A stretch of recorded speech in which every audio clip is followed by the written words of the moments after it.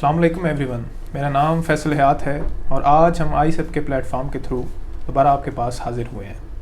इस interview series के दूसरे हिस्से में आज हमारे साथ एक नहायती कम्पिटेंट, एस्टीम्ड और डिस्टिंग्विश पर्सन मौजूद हैं।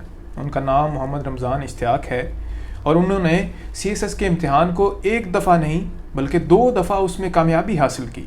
पहली दफ़ा उनकी एलोकेशन इनलैंड रेवेन्यू सर्विसेज में हुई और इस दफ़ा CSS 2020 के इम्तिहान में उन्होंने 14 पोजीशन हासिल की है और उनकी एलोकेशन पाकिस्तान एडमिनिस्ट्रेटिव सर्विसेज में हुई है। आज हम उनसे उनके एक्सपीरियंस और इसके अलावा टिप्स एंड ट्रिक्स के बारे में जानेंगे कि किस तरह उन्होंने 2 दफ़ा मुकाबले के इम्तिहान को पास किया। तो सबसे पहले सर आपका बहुत शुक्रिया, आपने हमें टाइम दिया और आज आप हमारे साथ मौजूद हैं सर। Thank you Faisal. तो सर सबसे पहले हम बड़े एक बेसिक से क्वेश्चन से स्टार्ट करते हैं कि अक्सर एक हमें कहा जाता है, हमें बताया जाता है कि ये एक टफेस्ट एग्ज़ाम है, तो इसके लिए सिर्फ वही लोग क्वालिफाई करते हैं जिनका हाई प्रोफाइल बैकग्राउंड होता है, लम से होते हैं, बाहर से होते हैं। तो आप हमें अपने बैकग्राउंड के बारे में थोड़ा सा बताएं सर। बिस्मिल्लाहिर्रहमानिर्रहीम। फैसल, सबसे पहले आपका शुक्रिया इतना अच्छा मुझे वेलकम करने के लिए। और जो आपका क्वेश्चन है कि ये एक मेरे ख्याल में तो ये मिथ ही है, क्योंकि जब मैं ख़ुद को और मैं अपने जो साथ में बहुत सारे कोलीग्स हैं उनको देखता हूँ तो मैंने देखा कि बहुत से हम्बल बैकग्राउंड और बिल्कुल जो है वो एक नॉर्मल एजुकेशन जो सिस्टम से निकल के जो स्टूडेंट्स आए होते हैं तो वो भी CSS को उसी तरह क्लियर करते हैं। अगर मैं अपनी एजुकेशन जो है उसके बारे में आपको बताऊँ तो मेरा ताल्लुक़ एक गाँव से है, मियाँ वाली से, और मेरी जो मैट्रिकुलेशन है वो गवर्नमेंट हाई स्कूल से है। मैंने उर्दू मीडियम से मैट्रिक की है। उसके बाद मैंने FSC जो है वो पंजाब कॉलेज सरगोदा से की है। एंड देन मेरी जो ग्रेजुएशन है वो UT लाहौर से ट्रांसपोर्टेशन इंजीनियरिंग में है। तो मेरे ख्याल में ये एक बड़ा हम्बल किस्म का एजुकेशन बैकग्राउंड है। बिल्कुल सर, बिल्कुल। तो ये बिल्कुल एक मिथ है कि हम ये सोचते हैं कि जो CSS के एग्ज़ाम है वो सिर्फ वही कर सकते हैं जो फ़ॉरेन ग्रेजुएट्स होते हैं, जो लम्स और बड़ी जो हाई क्लास यूनिवर्सिटीज़ हमारी कंसिडर की जाती है हमारी कंट्री में, उनसे पढ़ के सिर्फ CSS किया जा सकता है। तो ये एक मिथ है और हमें इस चीज़ को फैलाने की ज़रूरत है ताकि हम अवेयरनेस ला सकें कि एक नॉर्मल बैकग्राउंड का बच्चा भी CSS कर सकता है। बहुत शुक्रिया सर। तो अब एक बड़ा अहम क्वेश्चन है कि लोग एक दफ़ा CSS नहीं कर पाते, उसके बाद दूसरी दफ़ा फिर देते हैं अटैम्प्ट, नहीं कर पाते, तीसरी दफ़ा भी कुछ लोग नहीं कर पाते। आपने कंसेक्टिवली 2 दफ़ा CSS का इम्तिहान पास किया और अल्हम्दुलिल्लाह दोनों दफ़ा ही अच्छी एलोकेशन हासिल की। वो कौन सी ट्रिक है आपके पास, या कौन सी ऐसे वो एक पुड़िया जिसे कहते हैं जिसके थ्रू आपने जो है इसको 2 दफ़ा इसमें कामयाबी हासिल की? जी फैसल, सबसे पहले तो ये है कि CSS जो है वो कोई ट्रिक या इस तरह की चीज़ नहीं है। तो ये सबसे पहले तो मेरे ऊपर अल्लाह ताला का बड़ा करम है और उसके बाद माँ बाप की दुआएं और यकीनन मेहनत भी इसमें है।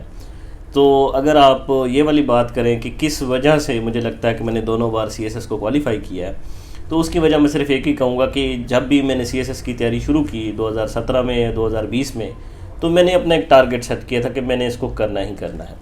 ठीक है, तो उसके बाद आपकी जो नेक्स्ट चीज़ आपको चाहिए that is your focused approach.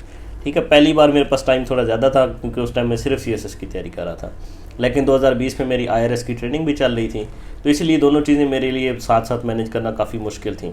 लेकिन डिटर्मिनेशन जो है वो आपको मोटिवेट रखती है।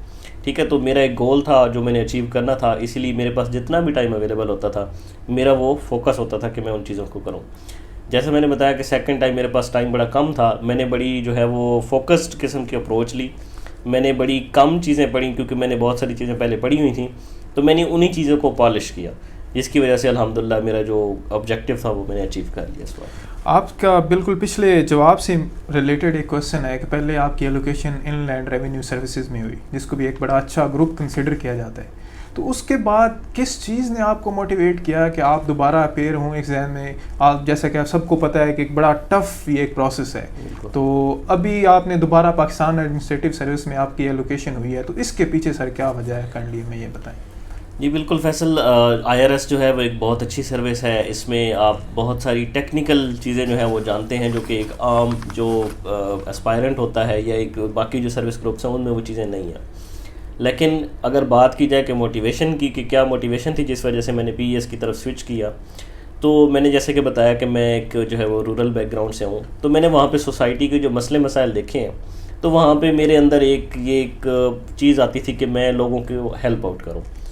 तो उस केस में मेरे पास जो ऑप्शन बनता था वो पैस या पुलिस में था कि मैं जहाँ पे भी मेरी पोस्टिंग होगी वहाँ के लोगों के जो आम लोगों के मसाइल हैं, जो अंडर प्रिविलेज हैं, जिनको कोई प्रिविलेज हासिल नहीं है, जिनके साथ ज्यादती हो रहा है, जिनके साथ जुल्म हो रहा है, उन लोगों की मैं मदद कर सकूँ। IRS में गो के मैं मुल्क की ही जो है वो सर्विस कर रहा होता, मैं टैक्सेशन में था, मैं टैक्स इकट्ठा करता, गवर्नमेंट को देता, गवर्नमेंट उस आवाम पे लगाती। लेकिन PES में मेरे पास जो एक अपॉर्चुनिटी होगी कि वो मैं खुद इस जो है वो पोजीशन में हूँगा कि मैं लोगों की डायरेक्ट हेल्प कर सकूँ। तो मेरे ख्याल में यही मेरे लिए सबसे बड़ी मोटिवेशन थी कि मैं चाहता था कि मैं सोसाइटी के लोगों की मदद कर सकूँ, मैं जहाँ भी पोस्टेड हूँ मैं वहाँ पे लोगों की खिदमत कर सकूँ। सर इसके बाद जैसा कि सब लोग सोचते हैं मैंने CSS करना है, फिर उसके बाद वो उसके लिए ओवरवेल्म्ड भी होते हैं कि हमने करना, विल भी होती है, लेकिन उन्हें एक प्रॉपर प्लान का नहीं पता होता। तो सर क्या आप हमारे जो ऑडियंस है उनके साथ शेयर करेंगे कि कौन से ऐसे स्टेप्स हैं जो आपने अपनाए, या कौन से ऐसे स्टेप्स हैं जो कि एसेंशियल हैं CSS में कामयाबी हासिल करने के लिए? जी, CSS एक वैसे तो अगर इसको कहा जाए तो ये एक पूरा समंदर है, ठीक है, जिसमें आप एक बार कूद गए तो आपको बहुत सारी चीज़ें मिलेंगी कि ये चीज़ भी है, ये चीज़ भी है। तो आपको थोड़ी सी जो है वो चीज़ें स्ट्रीमलाइन करनी पड़ेंगी। सबसे पहले आपको एक जो है वो फोकस चाहिए आपको कि आपने किस तरह जो है वो मेहनत करनी है। सबसे पहला जो मसला एस्पायरेंट्स को सबसे पहले आता है वो ये आता है कि उनका स्टेमिना नहीं होता पढ़ने का, ठीक है। तो वो बिल्ड करने के लिए आपको पहले टाइम चाहिए। आप न्यूज़पेपर रीडिंग और वो वाली चीज़ें पढ़ें जिनमें आपका इंटरेस्ट है। करंट अफेयर्स अगर आपको अच्छे लगते हैं, जनरल साइंस एंड एबिलिटी आपको अच्छा लगता है, आपको न्यूज़पेपर अच्छे लगते हैं, मैगजीन्स आर्टिकल्स वगैरह अच्छे लगते हैं, तो आप उनकी रीडिंग शुरू करें ताकि आपको रीडिंग हैबिट डेवलप हो, आपका स्टेमिना डेवलप हो। उसके बाद आप कंपलसरी सब्जेक्ट्स हैं उनके ऊपर खसूसन फोकस करें, और उन कंपलसरीज में जो आपकी सबसे इम्पॉर्टेंट चीज़ है that is English essay and English comprehension, क्योंकि ये फर्स्ट बेंचमार्क है CSS क्लियर करने का। आपने अगर 700 नंबर भी ले लिया, 800 नंबर ले लिया, और अगर आपकी प्रेसी या इंग्लिश ऐसे जो है वो अगर आप उसमें फ़ेल हो जाते हैं तो वो आपकी सारी स्ट्रगल जो है वो ज़ाया हो जाती है। तो सबसे पहले कंपलसरी सब्जेक्ट्स को सिक्योर करें। उसके बाद जो सिलेक्शन ऑफ ऑप्शनल सब्जेक्ट्स है दैट इज़ वेरी इंपॉर्टेंट, ठीक है, क्योंकि ये जो है वो मेक और ब्रेक सीन है, ठीक है। अगर आपकी चॉइस अच्छी है, स्कोरिंग है, इंटरेस्ट आपका है, तो आप उसमें स्कोर अच्छे ले जाएंगे। आपका अगर इंग्लिश ऐसे और कंप्रीहेंशन पास है तो उसके बाद आपको जो अगली चीज़ चाहिए होती है वो स्कोर होता है किसी अच्छे ग्रुप में जाने के लिए। तो आपको इन चीज़ों के ऊपर फोकस करना पड़ेगा कि आपने वो सब्जेक्ट्स लेने हैं जिनमें आपका इंटरेस्ट हो, ठीक है। आपकी सब्जेक्ट सिलेक्शन के बाद आपकी जो वो तैयारी हो शुरू होती है, और फिर उसके बाद जो सबसे इम्पॉर्टेंट चीज़ जो मुझे अपनी तैयारी में दोनों बार मुझे नज़र आई दैट इज़ नोट्स प्रिपरेशन। क्योंकि CSS के एग्ज़ाम जो होता है उस आपको पता कि एक दिन में 2 एग्ज़ाम होते हैं, बिल्कुल। तो आपको रिवाइज़ करने का टाइम नहीं मिलता, और ना ही इतना टाइम होता कि आप मल्टीपल सोर्सेज को कंसल्ट कर सकें। तो आपके नोट्स उस टाइम आपके काम आएंगे। तो नोट्स प्रिपरेशन बहुत इंपॉर्टेंट है। सर इसके अलावा हमने बात कर ली, आपने बड़ा थॉरोली बताया हमें कि किस तरह एक प्रोसेस है, इसको हम करना है CSS को। तो अब हमें एक ये इशू अक्सर स्टूडेंट्स में पाया जाता है, बड़े कंफ्यूज भी होते हैं कि whether we should go for academy और whether we should start our preparation by our own. तो आप क्या सजेस्ट करते हैं और कौन सी ऐसी चीज़ है जो कि इसमें हमें ध्यान में रखनी चाहिए ये डिसीजन लेते हुए? जी फैसल, जो इस जो क्वेश्चन में डिसाइडिंग फैक्टर है दैट इज़ गाइडेंस। अगर आपके पास इतनी गाइडेंस है, आपके पास कोई इंडिविजुअल सोर्स अवेलेबल है जो आपको गाइड कर सकता है, जिसने आपको गाइड किया है, तो फिर तो बाकी आपकी अपनी स्ट्रगल है कि आपने कितना पढ़ना है। लेकिन एकेडमीज़ जो हैं वो इसलिए आपको मैं प्रेफर करूँगा कि आपको जो वो जाना चाहिए, क्योंकि हमारे जो मेजॉरिटी ऑफ एस्पायरेंट्स हैं उनको पता नहीं होता कि व्हाट एक्चुअली CSS। उनको ये नहीं पता होता कि सब्जेक्ट्स कितने होते हैं, उनको ये नहीं पता एग्ज़ाम पैटर्न क्या होता है, उनको ये नहीं पता होता कि एग्ज़ाम जो है उसका ब्रेकअप क्या है, कंपलसरी क्या होते हैं, ऑप्शनल सब्जेक्ट कैसे डिसाइड करने। तो ये वाली चीज़ें अगर आपको एक प्लेटफॉर्म के ऊपर चाहिए तो वो प्लेटफॉर्म आपको एकेडमीज़ देती हैं, ठीक है। तो आपको इसीलिए मैं एकेडमीज़ रेकमेंड करूँगा। अगर आपके पास गाइडेंस नहीं है तो आप एकेडमी ज़रूर ज्वाइन करें, क्योंकि उसके बगैर you are like a rudderless boat, ठीक है। आप चल तो रहे हैं लेकिन आपको पता नहीं लग रहा कि मैं सही डायरेक्शन में जा रहा हूँ या मैं गलत डायरेक्शन में जा रहा हूँ। तो ये जो डायरेक्शन है ये आपको एकेडमीज़ देंगी। तो आपके पास अगर गाइडेंस नहीं है तो आपने एकेडमी ज़रूर ज्वाइन करनी है, उसके बगैर आप जो है वो अपनी मंजिल तक नहीं पहुँच सकते। Sir next oftentimes we see around के there is a talk of resources, good resources, recommended books and ये आपके पास ये अच्छा रिसोर्स मटेरियल होना चाहिए, आपको पढ़ना चाहिए। व्हाट वाज योर स्ट्रेटजी कि आप कैसे एक सोर्स को सिलेक्ट करते थे देन उसमें से मटेरियल को एक्सट्रैक्ट कैसे करते थे, और देन उसको रिप्रोड्यूस कैसे करते थे और यूज़ कैसे करते थे अपने एग्ज़ाम में।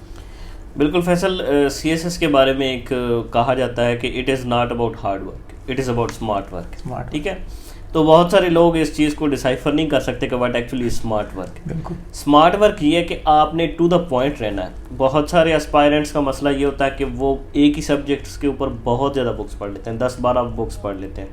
उसका एंड रिजल्ट क्या होता है कि एट द वेरी एंड उनको पता लगता है कि उनके बाकी 11 सब्जेक्ट्स हैं उनके ऊपर फोकस नहीं था, तो वो प्रिपेयर्ड नहीं है। आपने सिलेबस को लेके चलना है, और सोर्स आप कहीं से भी ले लें। आप लोकल ऑथर्स की बुक लें। मैंने मेजॉरिटी ऑफ द सब्जेक्ट्स थे वो मैंने लोकल ऑथर्स और ऑनलाइन रिसोर्सेज से पढ़े थे। आपका जो टॉपिक है वो क्लियर होना चाहिए, उसके ऊपर हर एक पर्सपेक्टिव आपका तैयार होना चाहिए। इट डजेंट मैटर कि आपने उसको इंटरनेशनल ऑथर से पढ़ा है या लोकल ऑथर से पढ़ा। अब लेट्स से हम क्लाइमेट चेंज का एक ले लेते हैं टॉपिक, तो अब बजाय इसके कि मैं 15-20 बुक्स लूँ और जो है उसमें से मैं वो पढ़ना शुरू कर दूँ, तो क्यों ना मैं उसको एक ऐसी बुक से पढूं जिसके ऊपर कंप्रीहेंसिव डिटेल से चीज़ें लिखी हुई हैं, और मोस्ट ऑफ द केसेस वो आपको जो मार्केट बुक्स हैं उनमें वो चीज़ें मिल जाती हैं, क्योंकि वो टेलर्ड होती हैं CSS के सिलेबस के मुताबिक। उसके बाद आपने एक्स्ट्रा चीज़ें करनी है, आप मैगजीन्स कंसल्ट कर सकते हैं, न्यूज़पेपर हैं, ऑनलाइन रिसोर्सेज आपके बहुत अच्छे मिल जाते हैं, आप PDF फाइल्स ले लें, आर्टिकल्स पढ़ लें। तो आपने अपने जो टॉपिक स्पेसिफिक चलना है कि मेरा ये टॉपिक है, इसके ये पर्सपेक्टिव्स हैं, तो ये वाले सारे मुझे तैयार होने चाहिए। बाकी जो मटेरियल है वो इट डजेंट मैटर कि आपने वो कहाँ से तैयार किया है। मटेरियल क्वालिटी अच्छी होनी चाहिए, इस पे कंप्रोमाइज़ नहीं होगा। आप जो चीज़ पढ़ रहे हैं वो अच्छा कंटेंट हो, उसको आप रिप्रोड्यूस करने का आपने सवाल पूछा था, तो मेरी जो स्ट्रेटजी थी वो ये थी कि अगर मेरे पास 2 बुक्स हैं और मैं ऑनलाइन भी चीज़ें पढ़ रहा हूँ, तो मैं टॉपिक वाइज चलता था कि आज मैंने लेट्स से CPAC पढ़ा है, तो CPAC के ऊपर जितने भी क्वेश्चंस बनते हैं, मैंने नोट्स की भी बात की थी साथ ही, तो मेरा ये जो तरीका था कि मैं उसके नोट्स बना लेता था। उसका फ़ायदा ये होता था कि नेक्स्ट टाइम जब मैंने CPAC या कोई भी टॉपिक पढ़ना है तो मुझे बार बार मल्टीपल सोर्सेज पे जाने की ज़रूरत नहीं है, दोबारा आर्टिकल्स ढूंढने की ज़रूरत नहीं, मेरे पास वो तैयार है, मैं अपने नोट से वो चीज़ें रिवाइज करूँगा, और अगर कोई एडिशन है तो उसी के ऊपर एडिशन कर दूँगा। सही है सर। अगला क्वेश्चन जो है ना बड़ा अहम भी समझा जाता है, उसके अलावा कहते हैं कि decides the future of many candidates, English ऐसे जैसे एक वो क्या कहते हैं जिन के तौर पे भी कंसिडर किया जाता है। आपने माशाल्लाह 2 दफ़ा ऐसे को पास किया, तो आप एक बिगनर है या एक CSS का कैंडिडेट है, उसको क्या एडवाइस करेंगे कि वो जो है ऐसे में अपनी जो कामयाबी है एटलीस्ट उसको श्योर तो कर लेना कि ठीक है आई कैन पास दिस ऐसे exam after this much of effort.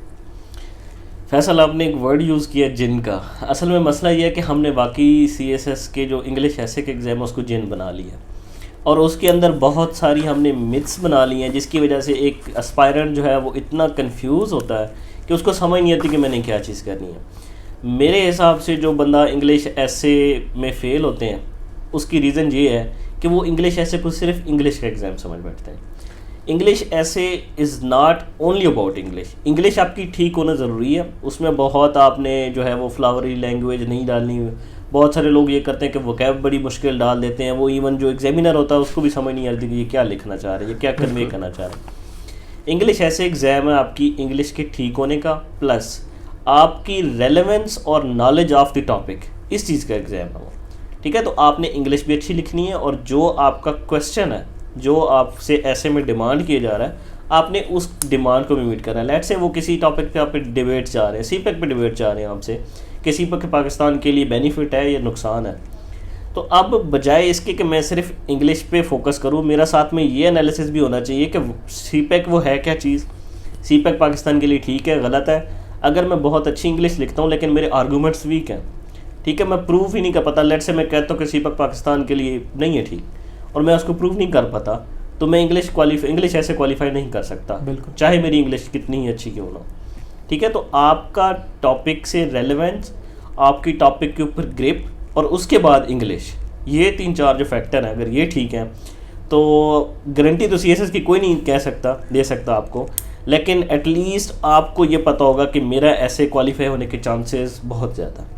ठीक है, तो ये मसले मसाइल हैं जिसकी वजह से CSS की इंग्लिश ऐसे को एक जिन बना दिया गया। इसके अलावा सर अक्सर ये कहा जाता है कि आपको ना इंग्लिश की जो ग्रामर है वो सारी अज़बर होनी चाहिए, आपको रूल्स एंड रेगुलेशन जो हैं वो कर लेने चाहिए, लेकिन अगर ह्यूमनली देखा जाए तो इस शॉर्ट पीरियड में इतना पॉसिबल नहीं है। तो आपने कितनी ग्रामर की बुक्स पढ़ी और क्या आप जो है वो पीएचडी आपने ग्रामर में की, या जिसकी वजह से आपका जो ऐसे है वो पास हुआ? कोई भी इंसान होता है वो ज़िंदगी में हर फेज़ पे वो एक लर्नर होता है, और आई बिलीव कि I am still a learner. ठीक है, इंग्लिश मेरी भी गलती हो सकती, किसी की भी गलती हो सकती, क्योंकि ये अपनी लैंग्वेज नहीं है। ठीक है, तो आपने उसको एग्ज़ाम के पर्पज़ के लिए तैयार करना है, तो आपने स्पेसिफिक रहना है कि कंप्रीहेंशन में क्या क्या आता है, प्रेसी मेरी अच्छी हो, मेरा एक्सप्रेशन थोड़ा सा इम्प्रूव हो जाए, वोकैब तो आपको पता है कि वो कहीं से भी आ सकती है। ठीक है, तो यू कांट बी श्योर कि मैंने जो पढ़े हैं, इवन लोग 3500 की जो लिस्ट है वो जीआरई की वो भी याद करके जाते हैं, और उसके बाद उसमें से 2 या 3 आते हैं। ठीक है, तो आपकी इंग्लिश ठीक होना इज़ इम्पॉर्टेंट। इंग्लिश का गुरु होना, इंग्लिश का जो है वो मास्टर होना, दिस इज़ नॉट रिक्वायर्ड। ठीक है, तो आपको फोकस्ड रहना है, आपको इंग्लिश सॉरी इंग्लिश कंप्रीहेंशन के अंदर तो पिक पॉइंट्स हैं आपके इडियम्स अच्छे हों, पेरा वर्ड्स अच्छे हों, ट्रांसलेशन तो आमतौर पे हम कर ही लेते हैं अच्छी, प्रेसिंग में थोड़ी सी आपको एफर्ट करने की ज़रूरत है, और उसके बाद वोकैबुलरी। तो ये जो पिक पॉइंट्स हैं ना आपके इडियम्स, पेरा वर्ड्स, अगर ये वाली चीज़ें आप याद करते हैं तो ये आपको बहुत ज़्यादा सपोर्ट दे जाते हैं, और आप जो है वो पासिंग मार्जिन से ऊपर आ सकते हैं। सर नेक्स्ट अब थोड़ा सा हम कंपलसरी से हट के ऑप्शनल सब्जेक्ट्स की तरफ आ जाते हैं, जिसमें जो कि एक अनदर डिसाइडिंग फैक्टर होता है आपकी एलोकेशन में होता है। अक्सर लोग सबसे ज़्यादा कंफ्यूज भी इस बारे में होते हैं कि वेदर हम ये इंटरेस्ट बेस पे एक सब्जेक्ट को चूज़ करें। एक स्कोरिंग ट्रेंड भी हम देखते हैं कि हर साल हमें बताया जाता है कि ये स्कोरिंग ट्रेंड है, फिर उसके बाद कहा जाता है कि जी ये जो सब्जेक्ट है हिट हो रहा है। तो आपने किस तरह सेलेक्ट किया, और आप क्या हमारे ऑडियंस को बताएंगे या सजेस्ट करेंगे कि उनको अपने ऑप्शनल सब्जेक्ट किस तरह सेलेक्ट करने चाहिए?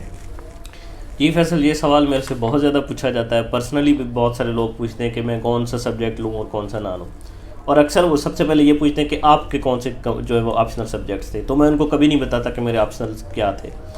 उसकी रीज़न ये है कि अगर मैंने किसी को बता दिया कि मेरे ऑप्शनल ये हैं, तो थोड़ा सा उनके ऊपर जो है वो इसका इन्फ्लुएंस आएगा कि इनके ये वाले सब्जेक्ट्स थे तो इनके स्कोर अच्छे हैं, तो मुझे ये वाले रख लेने चाहिए। तो मेरी जो एडवाइस है वो कंपल्सरी ऑप्शनल सब्जेक्ट्स के लिए वो ये है कि सबसे पहले आप कोई भी सिलेबस अगर लेना चाह रहे हैं, कोई भी सब्जेक्ट लेना चाह रहे हैं, लेट से एक ग्रुप है उसके अंदर से आपको 2 पसंद आ रहे हैं, लेट से आईआर और पोल साइंस हम ले लेते हैं फॉर एग्जांपल। तो आप, क्योंकि बहुत सारे केसेस में ये होता है कि जो स्टूडेंट आ रहा होता है ना उसने आईआर पढ़ी होती है ज़िंदगी में, ना उसने पोल साइंस पढ़ी होती है, तो उनको आइडिया नहीं होता कि इसमें मैंने पढ़ना क्या है। तो मेरी एडवाइस ये होती है कि सबसे पहले आपको जो 2 सब्जेक्ट्स के अंदर आप टाई हो रहा है आपको, आप उनका पहले सिलेबस जाके कंप्लीट देखें, उसमें टॉपिक्स के एटलीस्ट नाम पढ़ लें, आपको आइडिया हो जाएगा कि इसमें मैंने पढ़ना क्या है। उसके बाद आप डिसाइड करें कि क्या इन टॉपिक से मेरा कोई इंटरेस्ट डेवलप हो रहा है। उसके बाद आप डिसाइड करें कि अच्छा ये वाला, उसके बाद आप स्कोरिंग ट्रेंड ज़रूर देखें। मैं ये नहीं कह रहा कि स्कोरिंग ट्रेंड को बिल्कुल आप इग्नोर करें, लेकिन उससे पहले इंटरेस्ट होना भी बहुत ज़रूरी है। लेट से मैं कह देता हूँ कि स्कोरिंग ट्रेंड में पॉलिटिकल साइंस है, और जिस स्टूडेंट को मैं वो रेकमेंड कर रहा हूँ उसको पॉलिटिकल साइंस में बिल्कुल इंटरेस्ट नहीं है, चाहे वो स्कोरिंग है, लेकिन अगर इंटरेस्ट नहीं तो वो पढ़ेगा ही नहीं, और उससे पेपर अटैम्प्ट ही नहीं होगा, तो स्कोरिंग ट्रेंड का उसको कोई फ़ायदा नहीं है। ऑन दी अदर हैंड, अगर ये वाला सीन है कि अगर कोई सब्जेक्ट स्कोरिंग नहीं भी है लेकिन आपका इंटरेस्ट है, तो इवन देन आप उसमें अच्छा परफॉर्म कर सकते हैं, क्योंकि आपका इंटरेस्ट होगा तो आप उसमें बहुत सारी चीज़ें एक्स्ट्रा भी पढ़ें। ठीक है, तो मेरा ये तरीकाकार था कि मैं इसी तरह ही करता था। मैं जो पहले अपना इंटरेस्ट देखता था, उसके बाद मैं देखता था कि इसका स्कोरिंग ट्रेंड क्या चल रहा है। अगर बहुत ज़्यादा हिट सब्जेक्ट हो तो फिर डेफिनेटली उसको बहुत सारे स्टूडेंट ड्रॉप करते हैं, लेकिन अगर लेट से उसी सब्जेक्ट के अंदर आपकी डिग्री है तो आपको वो, मैं कभी नहीं कहूँगा कि आप वो ड्रॉप करें, आप उसमें अच्छा परफॉर्म कर सकते हैं, आपको मेहनत करनी पड़ेगी सिर्फ। तो आपने हमें ऑप्शनल सब्जेक्ट्स के बारे में, सर ने जैसे हमें बताया कि सबसे पहले आपको अपने इंटरेस्ट को ज़हन में रखना चाहिए, उसके बाद डेफिनेटली आपको स्कोरिंग ट्रेंड को कंसिडर करना चाहिए, specially if you are from Punjab. तो सर अब थोड़ा सा आप जो रिटर्न है इसके बाद वाले फेज़ पे चले जाते हैं। एक इंटरव्यू का फेज़ आता है, इंटरव्यू भी जो है आपका एक मेक और ब्रेक का रोल प्ले करता है आपके ओवरऑल जर्नी में। तो आपका माशाल्लाह पहले साल ही बड़ा अच्छा स्कोर रहा, और इस साल भी as compare to the score जो कि दूसरे कैंडिडेट्स को स्कोर मिल रहा, उस हवाले से आपने बड़ा अच्छा स्कोर किया। तो आप क्या ऐसी टिप्स एंड ट्रिक्स हैं जो हमें हमारे ऑडियंस को बताएंगे या शेयर करेंगे? क्या इसकी रिटर्न के साथ ही तैयारी करनी चाहिए या इसके लिए हमें सेपरेटली तैयारी करनी चाहिए? फैसल, ये तो मैं रेकमेंड नहीं करूँगा कि रिटन के साथ आपको इंटरव्यू की तैयारी करनी चाहिए, क्योंकि रिटन में आपको पता है कि पासिंग मार्जिन बहुत कम होता है। तो आपको सबसे पहले तो अपना पहला थ्रेशोल्ड क्लियर करना चाहिए रिटन। उसके बाद आपके पास काफ़ी टाइम होता है इंटरव्यू की तैयारी के लिए, और आपको तब थोड़ा सा एक आपकी स्टेट ऑफ माइंड भी चेंज हो गई होती है, आपको पता होता है कि मैंने चीज़ें किस डायरेक्शन में पढ़नी है। तो रिटन आपका क्वालिफाई होता है, उसके बाद ही आप तैयारी करें, आपके पास ठीक ठाक टाइम मिल जाएगा। और बाकी जो तैयारी है वो ये है कि आपको अपने आप को खुद इन क्वेश्चन करना पड़ेगा कि मैं क्या हूँ, मैंने ये काम किया क्यों किया, मैंने फ़लाँ से डिग्री क्यों की, फ़लाँ डिग्री क्यों की, अब मैं फ़लाँ ग्रुप में जाना चाह रहा हूँ। तो इस तरह की चीज़ें आपको खुद तैयार करनी पड़ेंगी, और ये रिटन के बाद का ही करने वाला काम है। सर, इसके अलावा एक और क्वेश्चन जो कि आजकल recently after CSS final exam जो एक सर्फिस करता है, वो ये है कि काफ़ी लोग हैं जो कि एलोकेट हो जाते हैं, लेकिन on the other hand Punjab से काफ़ी लोग हैं जो एलोकेट नहीं होते। तो कुछ लोग, आपको क्या लगता है कि क्या एक ऐसी चीज़ है या क्या ऐसा फैक्टर है जो डिसाइड करता है between allocated and non allocated one, कि क्या उनमें क्या कुछ एक्स्ट्रा क्वालिटीज़ होती हैं या क्या क्राइटेरिया होता है इसका? आप विद इन पंजाब का पूछना चाह रहे हैं? ओवरऑल तो हमारा जो पॉलिसी है CSS की, FPSC की, वो तो कोटा बेस्ड है, ठीक है। और ये कॉन्स्टिट्यूशनल प्रोविज़न है कि हमने कोटा प्रोविंसेस को प्रोवाइड करना है, क्योंकि हम जानते हैं कि हमारे जो बाकी प्रोविंसेस हैं एज़ कम्पेयर टू पंजाब, उनका education system is of no match with Punjab, ठीक है। तो उनको थोड़ा जो है वो एट पार लाने के लिए हमने कोटा सिस्टम जो है वो डेवलप किया हुआ है। तो इसका जो एक थोड़ा बहुत हम कह सकते हैं नेगेटिव इम्पैक्ट वो ये आता है कि पंजाब से बहुत सारे जो हमारे कैंडिडेट्स होते हैं, despite being at the higher position, तो वो एलोकेट नहीं हो सकते। लेकिन क्योंकि ये कॉन्स्टिट्यूशनल प्रोविज़न है और इसको अभी एक्सटेंशन भी मिली है 2013 में, क्योंकि पहले ये 40 ईयर्स के लिए थी, तो अब जब तक इसको कॉन्स्टिट्यूशनली इसको रिमूव नहीं किया जाता तो ये वाला इशू तो रहेगा। तो सर, इस चीज़ को लेके एक जो कॉमन कैंडिडेट है फ्रॉम पंजाब अक्सर डिसहार्ट हो जाता है, क्या उसको होना चाहिए या नहीं होना चाहिए? नहीं, मेरा नहीं ख्याल कि इसमें कोई डिसहार्ट होने वाली बात है, क्योंकि इट्स अ कम्पिटिटिव एग्जाम, ठीक है। तो आपको ये चीज़ ऑलरेडी स्टार्ट में पता होती है कि आई एम फ्रॉम पंजाब, तो I have to be in top 100 अगर मुझे अच्छा ग्रुप चाहिए। तो आपको इसमें यह है कि थोड़ा सा पुट इन ज़्यादा करना पड़ेगा, लेकिन इसमें डिसहार्ट नहीं होना, क्योंकि अब वो भी लोग हैं जो मतलब इम्प्रूव कर जाते हैं, जो आ जाते हैं टॉप 100 में। तो आपको बस थोड़ा सा कम्पेटिटिव होना पड़ेगा इसमें। सर, लास्टली आप हमारे ऑडियंस को या हमारे जो व्यूअर्स हैं उनके लिए कोई एडवाइस या कोई पीस ऑफ एडवाइस जो उनको आप करना चाहें? पीस ऑफ एडवाइस मैं ये देना चाहूँगा कि क्योंकि हम लोग जानते हैं कि अभी हमारे एस्पायरेंट्स बहुत ज़्यादा हैं, 2020 में भी बहुत ज़्यादा थे, 2021 में भी।